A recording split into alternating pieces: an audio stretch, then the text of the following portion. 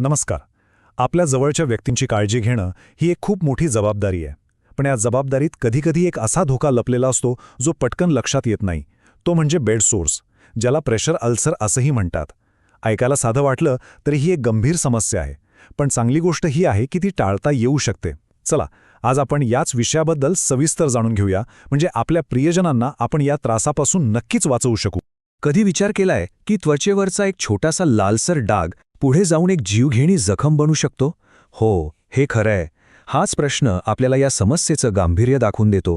जर याकडे दुर्लक्ष केलं तर ही साधी दिसणारी गोष्ट किती मोठी होऊ शकते हेच आज आपण समजून घेणार आहोत. आणि हो, त्यावरचे उपायसुद्धा पाहणार आहोत. तर मग आज आपण काय काय पाहणार आहोत? सगळ्यात आधी बेड सोर्स म्हणजे नेमकं काय हे समजून घेऊ. मग याचा धोका कोणाला जास्त असतो, याची धोक्याची घंटा कशी ओळखायची, ते झाल्यावर सगळ्यात महत्त्वाचं, याला प्रतिबंध कसा करायचा, आणि शेवटी जर जखम झालीच तर उपचार आणि योग्य काळजी कशी घ्यायची यावर बोलूया. ठीक आहे, चला तर मग थेट पहिल्या मुद्द्यावर येऊया. बेड सोर्सची ओळख करून घेऊया.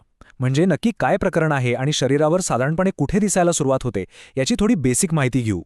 एकदम सोप्या भाषेत सांगायचं ना, तर बेड सोर्स म्हणजे त्वचेवर होणाऱ्या जखमा. आता या होतात कशा? कल्पना करा, शरीराच्या एकाच भागावर खूप वेळ दाब पडलाय. मग काय होतं? तिथला रक्तपुरवठा म्हणजे ब्लड सप्लाय कमी होतो किंवा थांबतोच. आणि रक्ताभिसरण थांबलं की तिथल्या पेशी मरायला लागतात आणि तिथे जखम तयार होते. यालाच प्रेशर अल्सर असंही म्हणतात. आता प्रश्न येतो की या जखमा होतात कुठे? तसं तर त्या कुठेही होऊ शकतात, पण काही जागा अशा आहेत जिथे याचा धोका जास्त असतो. म्हणजे जिथे त्वचेखाली लगेच हाड येतं आणि मध्ये चरबीचं कुशन कमी असतं. उदाहरणार्थ, आपली कमरेच्या खालची बाजू म्हणजे माकड हाड, पायांच्या टाचा आणि घोटे, नितंब, कोपर, अगदी खांद्याची हाडं आणि डोक्याचा मागचा भाग. या जागांवर विशेष लक्ष ठेवावं लागतं. ओके, तर बेड सोर्स काय आहेत हे कळलं.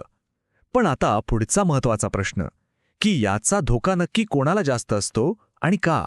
चला, हे समजून घेऊया. सगळ्यात जास्त धोका असतो अशा व्यक्तींना ज्यांची हालचाल खूप कमी झाली आहे, म्हणजे जे अंथरुणाला खिळून आहेत किंवा ज्यांना व्हीलचेअर वापरावी लागते.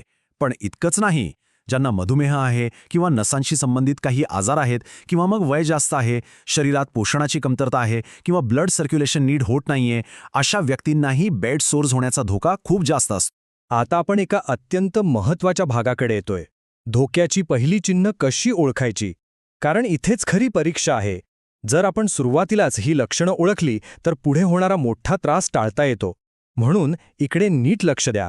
बेड सोअर्स एका रात्रीत गंभीर होत नाहीत. याचे 4 टप्पे आहेत. स्टेज 1 मध्ये त्वचा फक्त लालसर दिसते आणि दाबल्यावरही तो लालसरपणा जात नाही. स्टेज 2 मध्ये तिथे फोड येतो किंवा त्वचा थोडीशी सोलवटून उघडीत जखम दिसते. स्टेज 3 मध्ये जखम आणखी खोल जाते, इतकी की आतली चरबी दिसू लागते. आणि चौथा टप्पा हा सगळ्यात गंभीर आहे, जिथे जखम स्नायू किंवा थेट हाडापर्यंत पोहोचलेली असते. हे बेड सोर्स इतके धोकादायक का आहेत? कारण याकडे दुर्लक्ष करणं म्हणजे अक्षरशः गंभीर संकटाला आमंत्रण देण्यासारखं आहे. या जखमांमुळे इन्फेक्शन होऊ शकतं आणि हे इन्फेक्शन जर रक्तात पसरलं तर सेप्सिस नावाची जीवघेणी कंडिशन तयार होऊ शकते. अर्थातच यामुळे हॉस्पिटलमधला मुक्काम वाढतो आणि उपचाराचा खर्चही नको तितका वाढतो. ठीक आहे, आतापर्यंत आपण समस्या काय आहे, ती किती गंभीर आहे, हे सगळं पाहिलं. पण आता सगळ्यात महत्त्वाच्या भागाकडे वळूया, तो म्हणजे उपाय. बेड सोअर्स होऊच नयेत यासाठी काय करायचं? कारण काळजी घेणाऱ्यांसाठी हेच तर सगळ्यात मोठं काम आहे, नाही का? हे एक वाक्य आहे ना, हे या सगळ्या चर्चेचं सार आहे. प्रतिबंध हाच सर्वोत्तम उपाय. कारण विचार करा, जखम झाल्यावर उपचार करणं किती त्रासदायक असेल.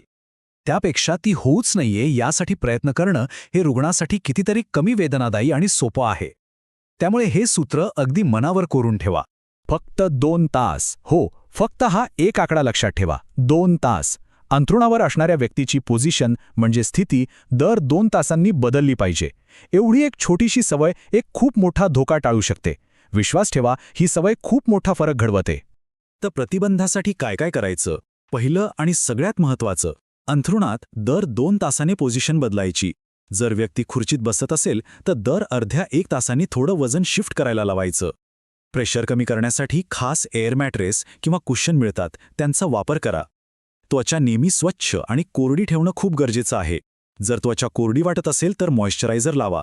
आणि रोजच्या रोज न चुकता संपूर्ण त्वचेची तपासणी करा. आता आपण शेवटच्या टप्प्यात आलो आहोत. समजा सगळी काळजी घेऊनही दुर्दैवाने बेडसोड झालाच तर मग काय करायचं? त्याची योग्य काळजी आणि उपचार कसे करायचे हे आता समजून घेऊ. कोणतीही जखम भरून येण्यासाठी शरीराला आतून ताकद लागते आणि ही ताकद येते चांगल्या पोषणातून.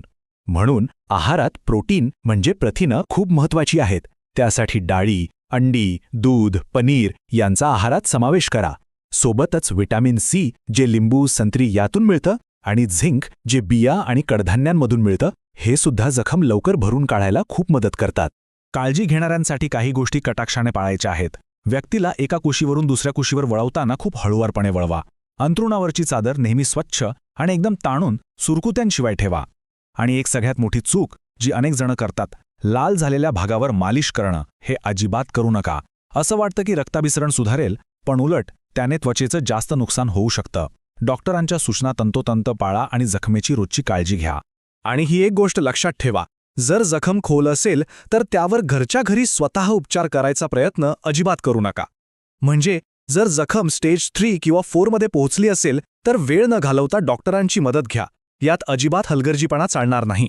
आता काही धोक्याच्या सूचना किंवा रेड फ्लॅग्स. जर जखमेतून पू किंवा घाण वास येत असेल, व्यक्तीला ताप येत असेल, जखमेच्या ठिकाणची वेदना खूप वाढत असेल किंवा तिथली त्वचा काळी पडायला लागली असेल तर एक क्षणही विचार न करता लगेच डॉक्टरांना भेटा. ही सगळी गंभीर इन्फेक्शनची लक्षणं असू शकतात. तर शेवटी या सगळ्या माहितीचा एकच निष्कर्ष आहे, वेळीच लक्ष दिलं तर आपण फक्त त्वचाच नाही तर जीवसुद्धा वाचवू शकतो. आपली जागरूकता, आपलं रोजचं निरीक्षण आणि वेळेवर उचललेलं पाऊल हेच आपल्या प्रिय व्यक्तीसाठी सर्वात मोठं सुरक्षा कवच आहे. लक्षात ठेवा,